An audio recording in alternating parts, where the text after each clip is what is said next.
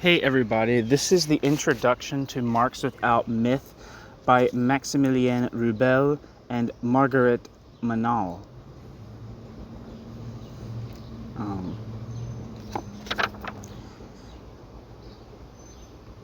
not sure when this was originally published in French. It might say in this introduction that this video is reading, but it was originally published in English in 1975.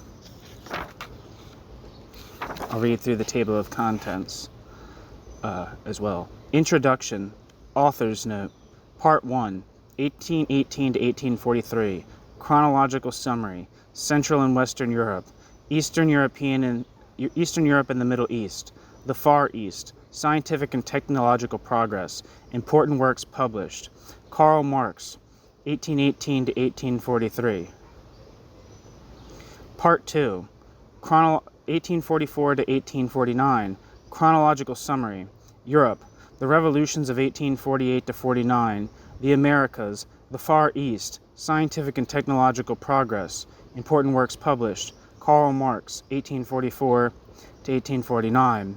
Part 3, 1850 to 1856, Chronological Summary,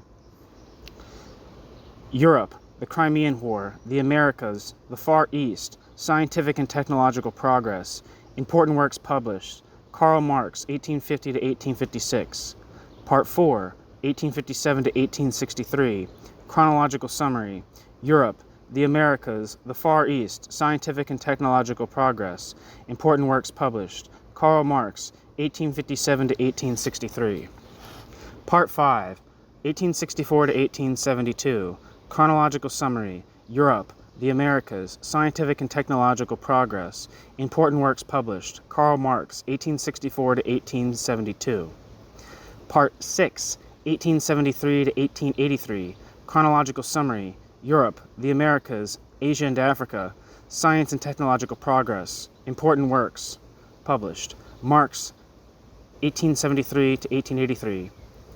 Select a bibliography of Marx's writings, 1835 to 1843, 1844 to 1849, 1850 to 1856, 1857 to 1863, 1864 to 1872, 1873 to 1883. Summary of important dates in the composition of Capital, General Bibliography, Biographical Glossary, Index. Let us begin. Introduction. Destroyed by silence during his lifetime, Karl Marx has been posthumously victimized by a heroic myth which has harmed his work more than did the conspiracy of silence imposed by his contemporaries. The man who could have boasted of having discovered the law of ideological mystification himself became the target of new efforts at mystification by his own school.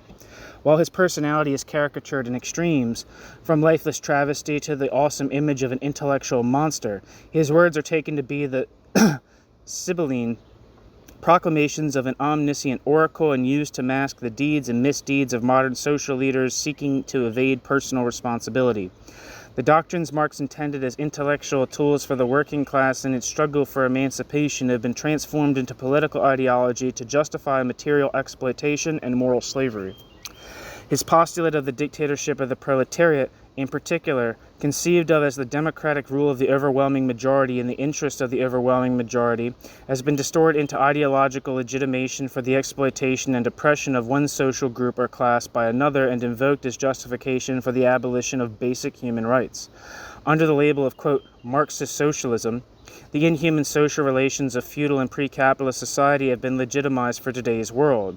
To cap this process of mystifying Marx while stunting the mental and moral development of the masses Marx tried to reach with his works and his political activity, the supreme ethical principle of proletarian self-emancipation through class struggle has been resolved into the moral code of a new elite, quote, Marxist politicians, quote, Marxist statesmen. With the most modern techniques of human self-destruction at its disposal, this new elite is both partner and rival of the ruling elites in, quote, imperialist countries, their common goal the maintenance of or extension of their supremacy. Modern history is no longer the history of class struggles, as was stated in the Communist Manifesto, but of global wars planned and executed in defense of what are proclaimed as, quote, moral, quote, human or, quote, religious values. In the face of such distortion of his spiritual and theoretical legacy, the present chronology has been conceived to defend the non-legendary Marx.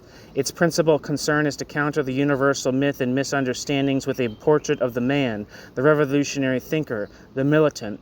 We have been guided by the desire to highlight those steps and events in his career which most clearly bear witness to a life dedicated to one single goal, the emancipation of mankind through conscious activity of its poorest but, in mind and spirit, potentially richest members. To do justice to Marx's central motivation, a certain selectiveness in the choice of material presented was thought appropriate, and we were naturally compelled to neglect or condense radically many aspects which are not without significance in other contexts. Marx sacrificed not only personal success and wealth, but also his health, family, and friends to the self-appointed life task of contributing intellectual support to the laboring class for its long and arduous fight against enslaving capital. First and foremost, Marx wanted to participate in the struggle for emancipation, whose outcome would decide the fate of mankind, and did not consider himself called upon to create a new system of thought or a universal social science. But not theory alone characterizes Marx's contribution to the working class movement.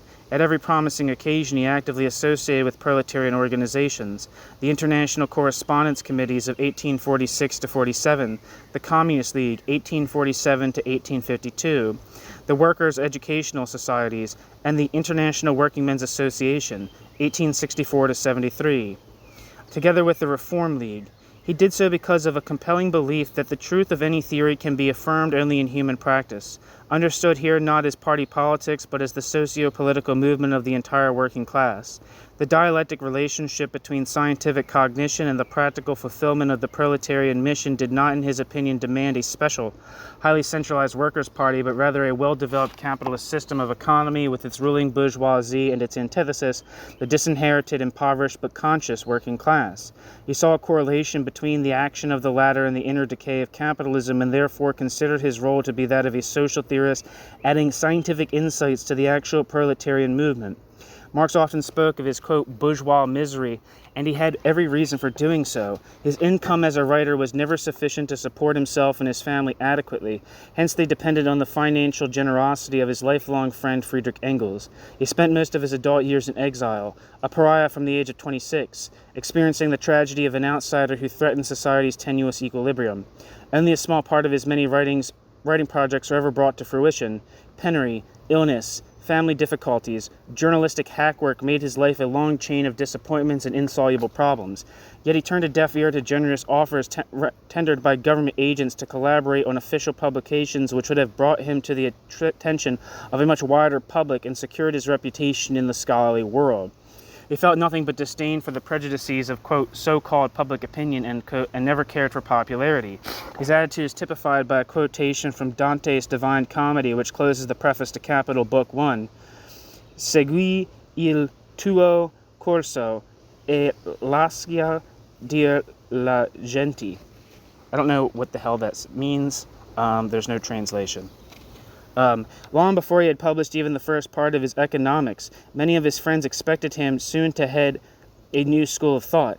His charismatic personality and quick mind fascinated and impressed them profoundly.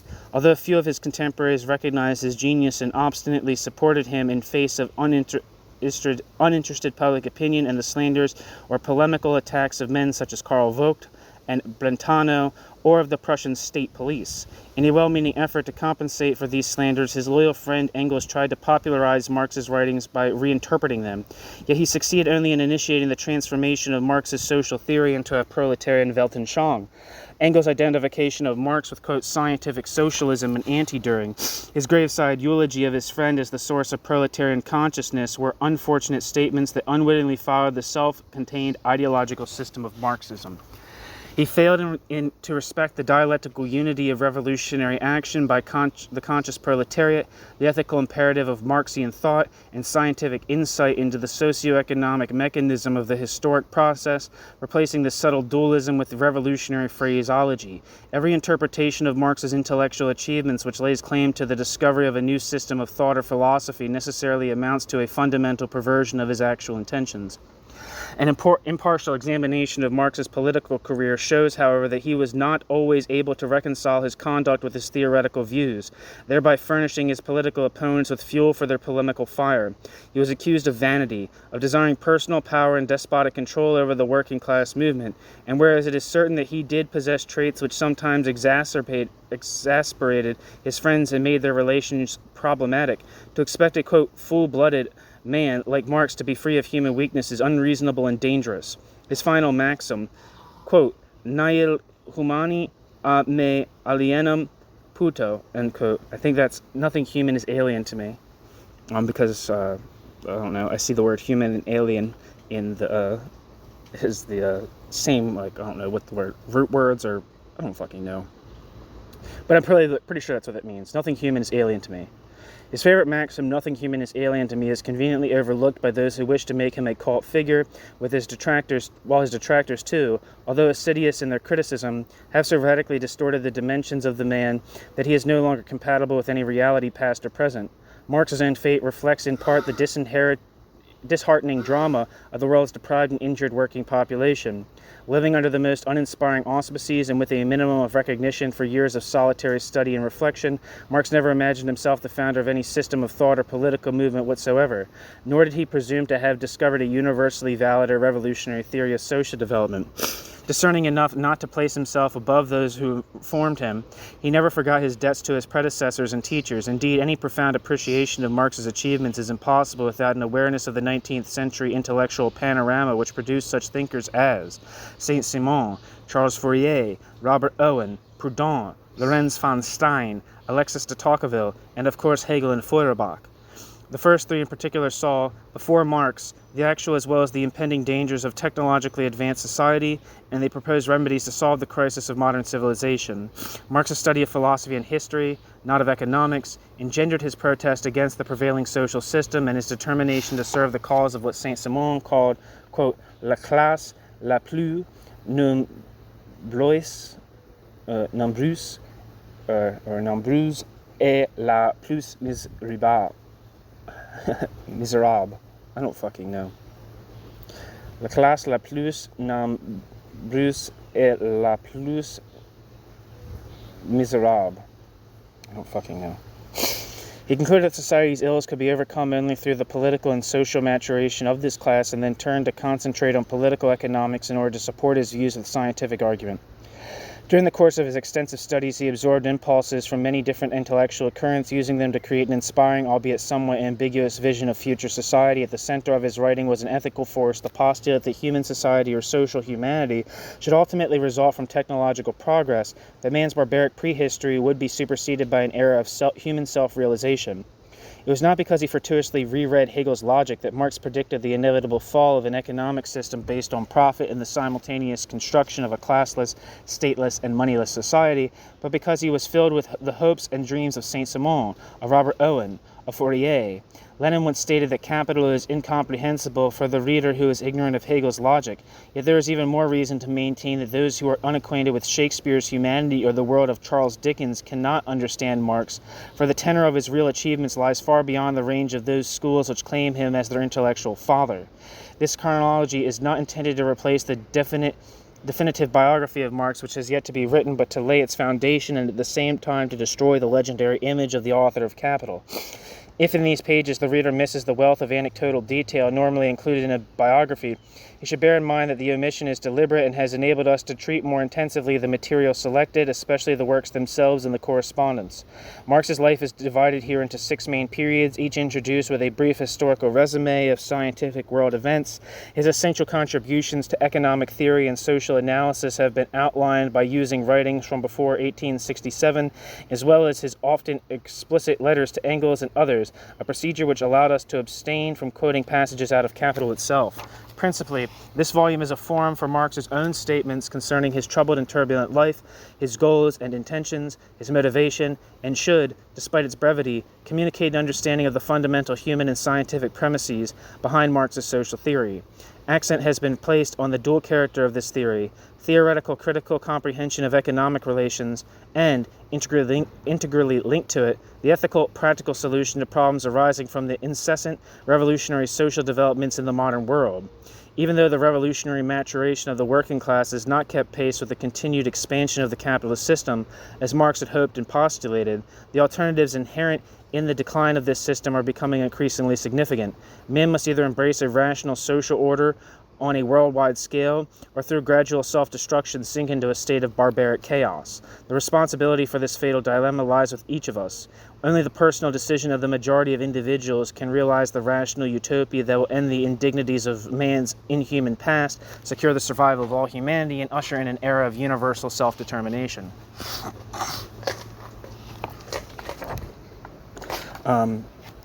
It's only a couple pages. There's a section called Author's Notes. 1. Chronological summaries. The present work has been confined in part to an account of general historic and cultural events during the years 1818 to 1883, the span of Marx's lifetime. Each of the 6 summaries, which introduce distinct periods in his life and writing, covers those world happenings which are echoed in some way either in his journalism or in other more theoretical texts. The historical summaries are followed by chronological lists of important works published in scientific advances with emphasis on the fields in which Marx was most interested. These world events did more than simply aid Marx in illustrating his theoretical concepts. An important part of his research actually consisted in historical analysis, and he carefully studied the current events which marked the destiny of post-Napoleonic Europe. For those who understand the evolutionary essence of Marx's theoretical views and who acknowledge the presence of a rationally intelligible process recorded in the course of history, the details in our summaries will not seem superfluous. The most obvious reason for Marx's preoccupation with current events was, of course, his journalism, pursued out of financial necessity. Yet, would it be unjustified to assert that this preoccupation also corresponded with his intellectual needs? His unfulfilled desire for discussion with his contemporaries gave rise to a permanent interest in daily realities of 19th century society. His readings for the, quote, economics corroborate the fact that he had no constitution for a steady diet of theory alone, but sought concrete evidence of capital's advances in the factory, in parliament, on the battlefields. Marx was no stranger to belles lettres either. I forget what that means. In addition to his passion for certain classic authors, Shakespeare and Molière at their head, his favorite contemporary author was undoubtedly Charles Dickens, as may be seen from the chronologies of books which follow. A number of works have been deliberately included which escape Marx's attention or interest. Certain of these may perhaps account for particular limits or insufficiencies in his general theoretical knowledge, since he was also profoundly interested in signs of cultural progress. In his letters bound in comments on inventions and scientific experiments, we illustrate this progress with a selection of the key discoveries leading to the development of modern industries and with well-known milestones in technological achievement. Should our readers find the chronology at times too succinct or too abrupt, we refer them to the glossary of Dramatis Personae and to the list of secondary sources in the bibliography, many of which may be effectively used to supplement the present representation of Marx's era, his life, and his thought.